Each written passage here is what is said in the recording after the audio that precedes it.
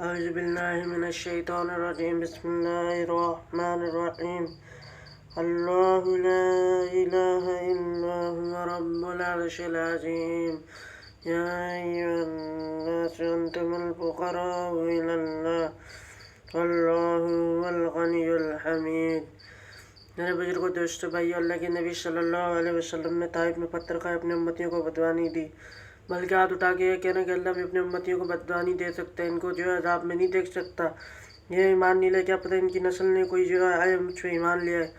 زندان مبارک شہید کروا کے اپنے امتیوں کو بددعا نہیں دی، اور جو ہے چہرے پہ زخم کھا کے اپنے امتیوں کو بددعا نہیں دی، اور 70 صحابہ شہید کروا کے اپنے امتیوں کو بددعا نہیں دی۔ 70 صحابہ شہید کروا دیے لیکن بددعا نہیں دی۔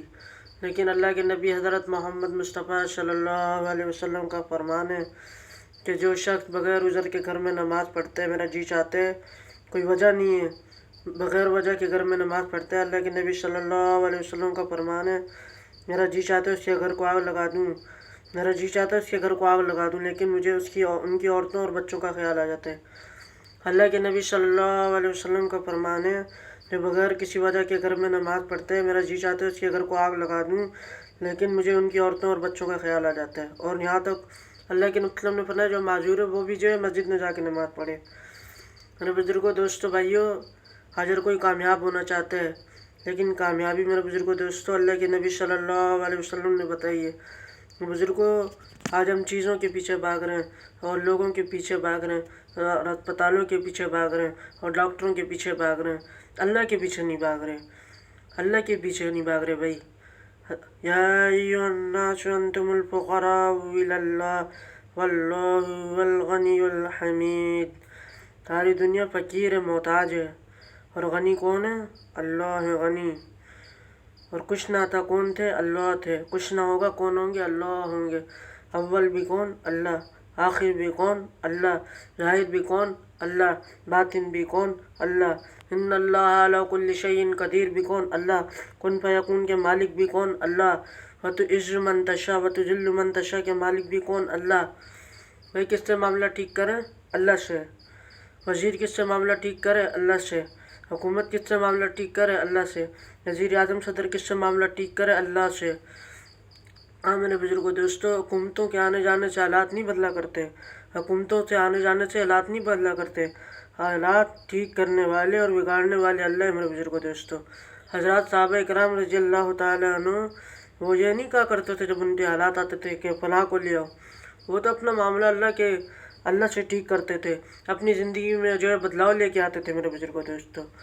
بزرگوں، دوستو، اللہ کے نبی صلی اللہ علیہ وسلم کے طریقوں میں 100% عزت ہے۔ اللہ کے نبی حضرت محمد مصطفیٰ صلی اللہ علیہ وسلم کے طریقوں میں دونوں جانوں کی کامیابی ہے میرے بزرگوں، دوستو۔ اور حضرت محمد مصطفیٰ صلی اللہ علیہ وسلم کے طریقوں چڑھ کے دونوں جانوں کی ناکامی ہے میرے بزرگوں، دوستو۔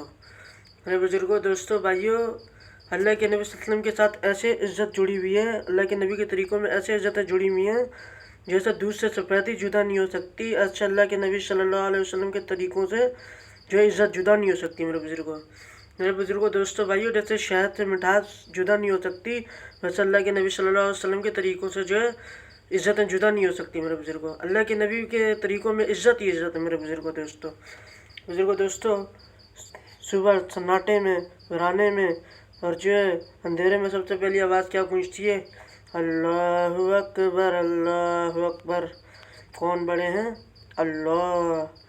اللہ اکبر، اللہ اکبر۔ کون بڑے ہیں؟ اللہ۔ بچہ پیدا ہوا، سب سے پہلی آواز کان نے کیا پڑھی؟ اللہ اکبر، اللہ اکبر۔ کون بڑے ہیں؟ اللہ بڑے ہیں۔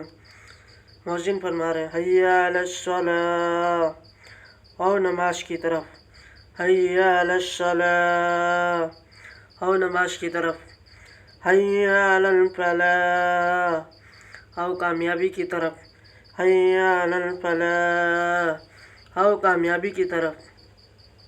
اور فجر میں ایک جملہ اضافی ہے، الصلاۃ خیر من النوم، نماز کس سے بہتر ہے؟ نیند سے۔ الصلاۃ خیر من النوم، نماز کس سے بہتر ہے میرے بزرگوں؟ نماز نیند سے بہتر ہے میرے بزرگوں، دوستو۔ میرے بزرگوں، دوستو، جو ہے انسان جتنی جو ہے خوبصورت اپنی زندگی کو جو ہے بنا لے، بڑے بڑے محلات بنا لے، بڑی بڑی گاڑیاں خرید لے، بڑا پیسہ آ جائے، لیکن پھر بھی پیچھے موت لگی ہوئی ہے میرے بزرگوں دوستو۔ حضرت علی رضی اللہ تعالیٰ عنہ کا قول ہے، جس نے موت سے ٹکر لی ہے موت نے اسے پچھاڑا ہے۔ موت سے جو ہے ہر کوئی ہارا ہے، موت سے کبھی کوئی جیت نہیں سکا میرے بزرگوں دوستو۔ ہاں، ہر کسی کے پیچھے موت لگی ہوئی ہے میرے بزرگوں دوستو، اور موت پہ سب کچھ زیرو ہو جاتا ہے میرے بزرگوں دوستو۔ موت پہ سب کچھ زیرو ہو جاتا ہے میرے بزرگوں دوستو۔